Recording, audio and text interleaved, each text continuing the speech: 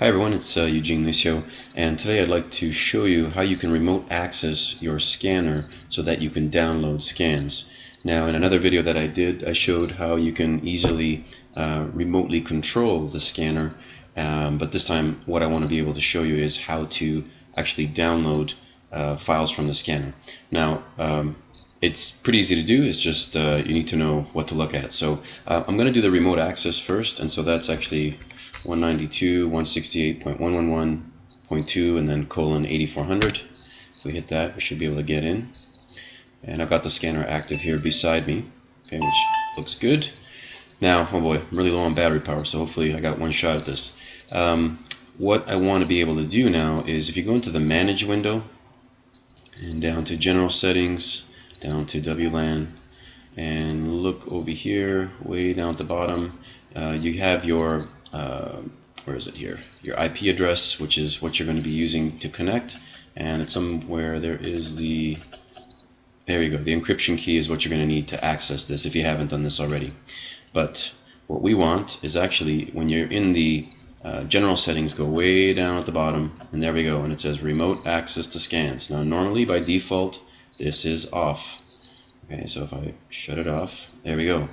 And there's a note here, it says enable to get remote access to the scans, yada yada yada.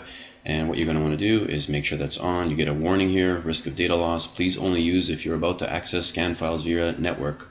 Absolutely make sure not to remove the SD card until remote access is disabled again. So keep that in mind. And so now it is on, and that's really the biggest thing. A lot of people don't know that this button is down here. It's sort of in an obscure place. I would have expected it to be more where it says the WLAN. And normally when you turn on the LAN, you automatically have remote access once you put in the proper address up here. But if you try to access the scans folder, you don't. You have to turn that button on. Okay, so I think that's clear. What I'm going to do is I'm actually going to start a scan. So it's going to go ahead and start scanning, and what I want to do is show you that you can access files while you are scanning. So what I need to do now is open up a Windows Explorer here, and the address here is pretty much the same. It's going to be 192.168.111.2 and then \scans. You want to get into the scans folder. So we'll do that. Hit enter, and let's see if it gets me there. Just give it a second. Oh, it's thinking about it. There we go. So we're in now. It is scanning right now, so we'll double click on the scans folder, and I've got a number of scans that are here. Now, I'm not going to download obviously the one that I'm working on right now, but all the others are available.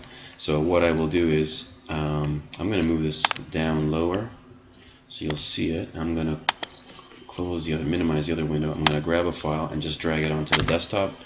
And it will say, give me a warning here, yeah, harmful to computer, no problem. I already have this file downloaded. I was doing a test. Actually, let me do a second one.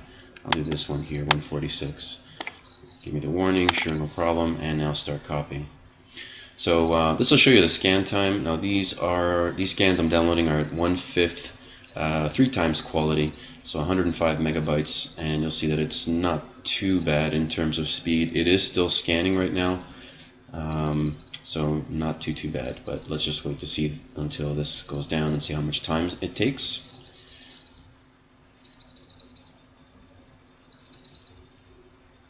Almost there. And there you go.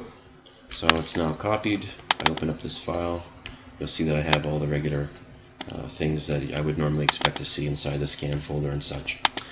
Okay, well, that is pretty much all I wanted to show you. It's not that difficult to do at all.